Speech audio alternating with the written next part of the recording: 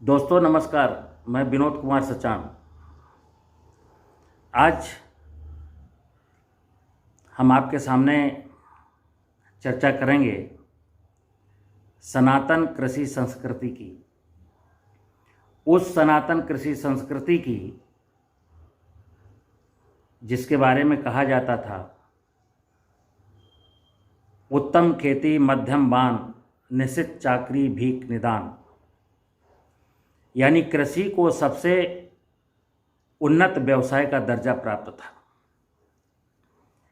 आज कृषि सबसे निचले पायदान पर आकर के खड़ी हो गई है। अगर गांव को, देश की कृषि को, देश के किसान को समृद्धशाली बनाना है तो हमें अपनी उस समृद्धशाली कृषि संस्कृति को याद करना पड़ेगा जब कृषि को सबसे उन्नत व्यवसाय का दर्जा प्राप्त था। मैं आपको याद दिला दूं, 1950 और 60 के दशक के समय, या यूं कह लो कि हमारा देश करीब करीब 1000 साल गुलाम रहा। अगर गुलामी के पीरियड के पहले की बात करेंगे तो देखेंगे कि भारतवर्ष की कृषि सबसे समृद्धशाली कृषि मानी जाती थी। गुलामी के बावजूद जब हम 1947 में आज़ाद हुए, बेशक मेरे पास खाद्यान्न की थोड़ी सी कमी थी, लेकिन गांव समृद्ध था, किसान समृद्धशाली था। जरा याद करना,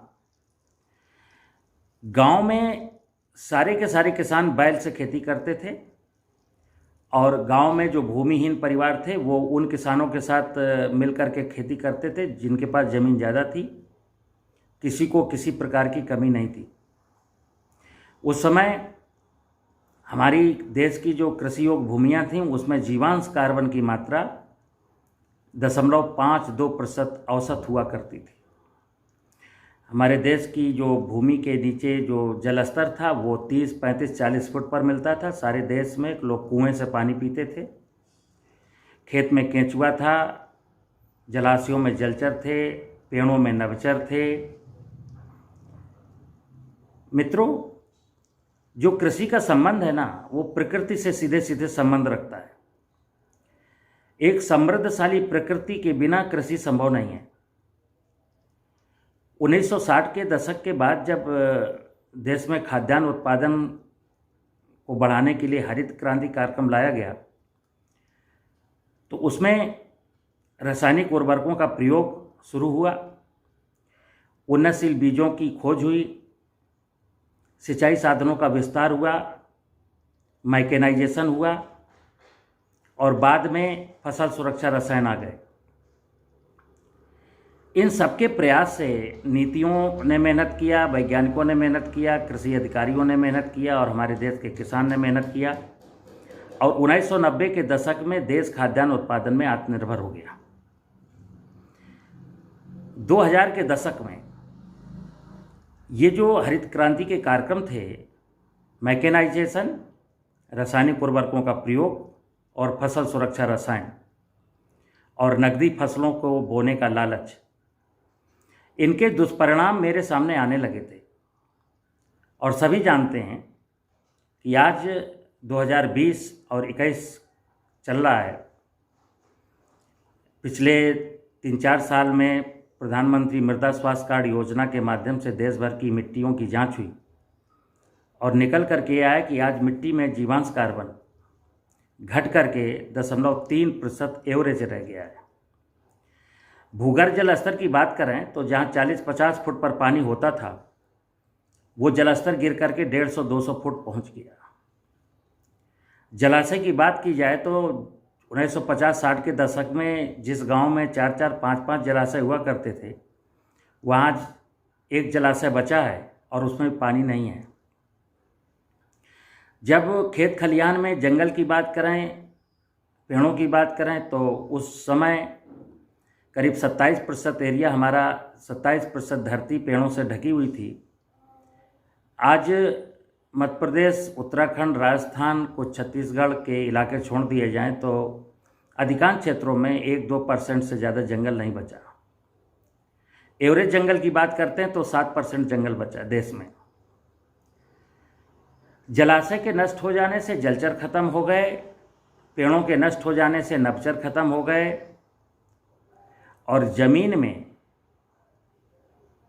जो ऑर्गेनिक कार्बन कम हुआ उसका कारण ये है कि हमने ज़मीन में इतना रसायन डाला है कि ज़मीन में पाए जाने वाला केंचुआ नष्ट हो गया। केंचुआ तो एक ऐसा प्राणी है जो आँखों से दिखाई देता है। बहुत से नाना प्रकार के लाभदायक सूक्ष्म जीवाणु भी नष्ट हो गए, और हमारे वैज्ञानिक गण कहते हैं कि फसलों के उत्पादन में जैव उर्वरकों का बहुत बड़ा योगदान है। तो जैव उर्वरक तो यानी कि लाभदायक सूक्ष्म जीवाणु तो हमारी ज़मीन में हुआ करते थे, फिर आज प्रश्न है कि चले कहाँ गए।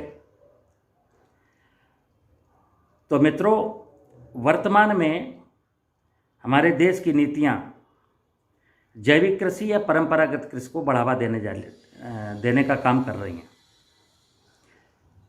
और आज भी ये परंपरागत कृषि क्या है, जैविक कृषि क्या है, इसके बारे में जब हम पता करते हैं तो बहुत सारे लोगों को पता नहीं है जैविक कृषि क्या है, परंपरागत कृषि क्या है। उसका एक आध स्टेप तो लोग फॉलो करते हैं, परंतु ये परंपरागत कृषि की समग्रता क्या है ये हम नहीं समझ पाते। तो मैं आपको स्पष्ट कर दूं कि कृषि संस्कृति है, कृषि दर्शन शास्त्र का हिस्सा है। कृषि हमारी वह संस्कृति है जो सर्वे भवन्तु सुखना, सर्वे सन्तु निरामया, सर्वे भद्राणि पश्यन्तु माँ कश्चित् दुःखभाग् भवेत् के मूल मंत्र पर यकीन करती थी। आप याद करिए, हमारे बुजुर्ग कहा करते थे, दाने दाने पर लिखा है खाने वाले का नाम। और आज क्या हुआ? आधुनिक कृषि प्रणाली जिसमें हम नाना प्रकार की टेक्नोलॉजी यूज कर रहे हैं, वो हमको ऐसी जगह ले जा कर के खड़ा करने वाली है कि जहां आने वाली पीढ़ियों का भविष्य अंधकार में दिखाई देता है। आप कल्पना करिए और जरा विचार करिए कि अगर भूमि की उर्वरा शक्ति या भूमि में जीवांश कार्बन इसी तरह घटता रहा तो क्या हमारी आने वाली पीढ़ियां इस जमीन पर खेती कर पाएंगी? अगर भूगर्भ जल स्तर ऐसे ही खत्म होता रहा तो फसलों की सिंचाई की बात तो दूर, क्या पीने का पानी मिलेगा? हवा में नाना प्रकार की जहरीली गैसों का प्रभाव इतना पड़ रहा है कि जो वायुमंडल में ऑक्सीजन की मात्रा 21% होना चाहिए वो भी जो है घट करके 20, 19, 18% रह गई है। तो मित्रों, आज हम जो आपसे बात कर रहे हैं परंपरागत कृषि की या जैविक कृषि की, वो इसलिए नहीं, जैसे आज भी कुछ लोग कह देते हैं कि जैविक कृषि करने पर जैविक कृषि का उत्पाद महंगे कीमत पर मिलता है। ये भी एक बहुत बड़ा ड्रामा है।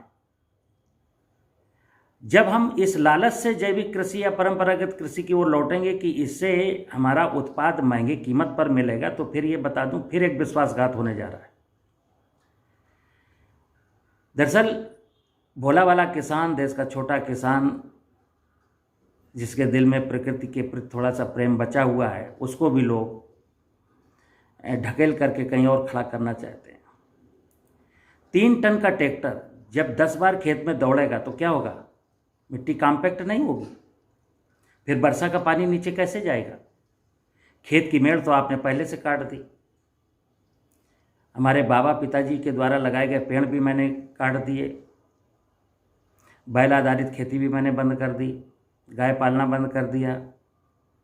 आज देश में मुश्किल से मुश्किल 2-4-6% लोगों के पास गाय बची है। अब ऐसे में स्थितियां बड़ी विचित्र हैं। तो मैं आपसे अनुरोध करूंगा कि कृषि हमारी प्राचीन संस्कृति है।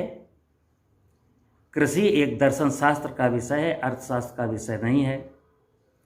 कृषि हमारे जीवन को खुशियां देने वाला है और जब कृषि में मैं व्यवसाय शुरू करता हूँ, कृषि को धंधे की नज़र से देखता हूँ, तो जो प्रकृति रूपी माँ है उसको दुख होता है। यही हुआ है पीछे। मेरे देश की नदियाँ सूख गईं, जलाशय सूख गए, जंगल नष्ट हो गए, न कहीं थलचर है, न जलचर है, न नभचर है, केवल मनुष्य बचा है। हमारा परमपिता परमात्मा जिसने 84 लाख योनियों की रचना की थी, उसे मैं बेवकूफ़ नहीं कहूँगा। प्रकृति में जड़ एवं चेतन जगत की जितनी भी इकाइयाँ हैं, इनका कोई ना कोई मकसद है। और कृषि संस्कृति इन जड़ जगत की इकाइयाँ, जिनको हम प्राकृतिक संसाधन कहते हैं, इनके संरक्षण का और जैव विविधता यानी जीव जगत की जो इकाइयाँ हैं, इनके संवर्धन का काम कृषि संस्कृति ही करती थी। तभी तो कहते थे लोग दाने दाने पर लिखा है खाने वाले का नाम। परंतु आज कुछ चंद लोगों ने अपने निजी स्वार्थों के लिए कृषि जैसी पवित्र व्यवसाय को उद्योग में ढकेल दिया, किसान को लालच दिया, और क्या हुआ? ज़मीन की उर्वरता नष्ट हो गई, जलाशय सूख गए और भूगर्भ जल नीचे चला गया। न मेंढक है, न तितली है, न केचुआ है, न मधुमक्खी है, न घर आंगन में पशु हैं। तो हम कहाँ खड़े हो गए? तो परंपरागत कृषि इसलिए करनी है ताकि हमारी आने वाली पीढ़ियां भी आनंद का जीवन जी सके। मैं इस धरती का अंतिम व्यक्ति नहीं हूँ, मेरे मरने के बाद भी मेरे बच्चों को यहाँ जीना है। लिहाजा हमें अपनी धरती माँ, जिसमें हम बीज बो करके फसल काटते हैं, हमें उसको उर्वर बनाने की दिशा में आगे बढ़ना पड़ेगा। हमें खेत के आसपास या गांव के जलाशयों को ठीक करने की दिशा में आगे बढ़ना पड़ेगा। खेत की मेड़ पर पेड़ लगाने पड़ेंगे। उद्देश्य एक ही है कि वो चिड़ियाँ फिर से वापस आ जाएं, वो मेंढक फिर से वापस आ जाए, केचुआ फिर से जिंदा हो जाए और हमारी प्रकृति वैभवशाली बन जाए। कुछ लोग नहीं चाहते। अगर आप इस बात को नहीं समझ पा रहे हैं तो ये बता दूं आपको कि नीतियां चाहे जितनी योजनाएं बना लें, परंतु किसान की जो वास्तविक समृद्धि है, जो वास्तविक खुशहाली है, किसान उससे दूर जाता चला जाएगा। तो मनुष्य की जो वास्तविक मौलिक खुशियां हैं वो प्रकृति की समृद्धि पर निर्भर करती हैं, और कृषि संस्कृति हमको यही सिखाती है। तो मित्रों, मैं आप सभी से निवेदन करूंगा कि कृषि को समृद्धशाली बनाने के लिए धरती माँ, देखिए आप, माँ शब्द आता है धरती के आगे, और किसी ने कहा है तेरा वैभव अमर रहे माँ, हम दिन चार रहें न रहें। हमें प्रकृति के वैभव को सजाना है, हमें माँ की उर्वरा शक्ति को बढ़ाना है, माँ के दुख दर्द को समझना है। और अगर मैंने इस माँ की और प्रकृति की इस पीड़ा को ध्यान नहीं दिया तो दुनिया में कोई ऐसी टेक्नोलॉजी नहीं है, दुनिया में कोई ऐसी सरकार नहीं है जो आपको समृद्धशाली बना सके। कृषि दर्शन शास्त्र का विषय है, और दर्शन शास्त्र क्या कहता है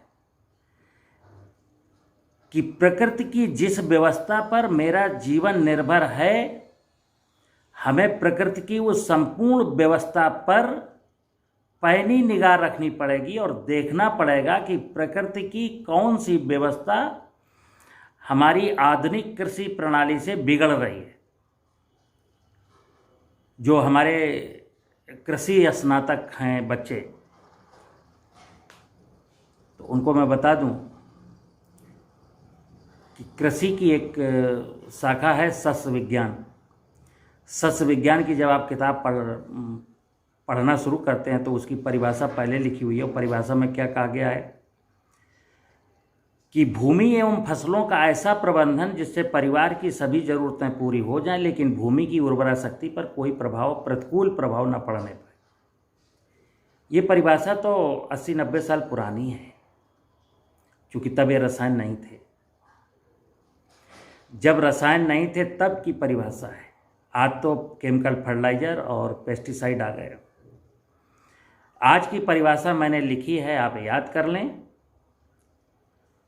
कि भूमि एवं प्रकृति का वैसा प्रबंधन जिससे हमारी सभी ज़रूरतें पूरी हो जाएं, लेकिन प्रकृति की किसी भी व्यवस्था पर कोई प्रतिकूल प्रभाव ना पड़े। यानी कि केंचुआ नष्ट ना होने पाए, मेढक नष्ट ना होने पाए, तितली नष्ट ना होने पाए, मधुमक्खी नष्ट ना होने पाए, चिड़ियाँ नष्ट ना होने पाए। आज की तारीख में हमारे कुछ लोग, कुछ वैज्ञानिक दीमक को फसलों का दुश्मन बताते हैं। वैसे मैं आपको बता दूं, दीमक फसलों की दुश्मन नहीं है। दीमक कभी भी लिविंग टिश्यू को नहीं खाती, लेकिन फिर भी मान लेते हैं थोड़ी देर के लिए दीमक दुश्मन है। तो हमारे वैज्ञानिक केंचुए के 10 फायदे बताते हैं, और जिस ज़मीन में हम दीमक को मारने के लिए क्लोरोपाइरीफास डलवाते हैं, ध्यान रखिए उसी खेत में केंचुआ होता है। हमें एक बात तय करनी पड़ेगी कि अगर हम दीमक को मारने के लिए क्लोरोपाइरीफास का प्रयोग कराते हैं तो फिर बायो फर्टिलाइजर की बात को बंद करना पड़ेगा। जैव उर्वरक डालिए, क्यों बोलते हो? किसी किसान ने अभी जैव उर्वरक डाले थे और उसके बाद उसी किसान ने कहा कि साहब हमारे खेत में दीमक है, तो बोलो क्लोरोपाइरीफास का प्रयोग करिए। तो ये जसपाल भट्टी का उल्टा पुल्टा सीरियल अब चलने वाला नहीं है। और किसान को फिर बता दूं कि दर्द आपको है, चोट आपको लगी है, कोई समझे या ना समझे, इस विषय को आपको बड़ी बारीकी से समझना पड़ेगा। और आपकी खेती में जितने ज़्यादा से ज़्यादा लोग घुसते चले जाएंगे, घुसने वाला क्या करेगा? कुछ ना कुछ खेती से खींच करके लाएगा। इसलिए अपनी खेती में किसी को मत घुसाइए। कृषि समझदारी का विषय है, विज्ञान का विषय नहीं है, टेक्नोलॉजी का नहीं है। कृषि प्रकृति का विषय है, और प्रकृति को समझ करके हमें खेती करनी है। प्रकृति ना बिगड़ने पाए, इस बात का ध्यान रखिए। और यही परंपरागत खेती है।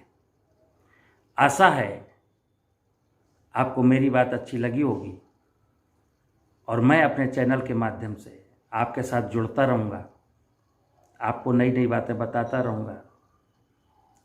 उद्देश्य एक ही है, आने वाली पीढ़ियों का उज्जवल भविष्य।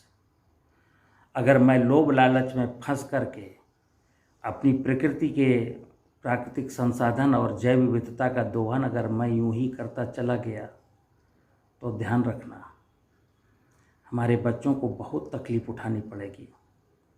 इसलिए बच्चों की खुशियों के लिए इस विषय को समझना बहुत ज़रूरी है। जय हिंद, जय भारत।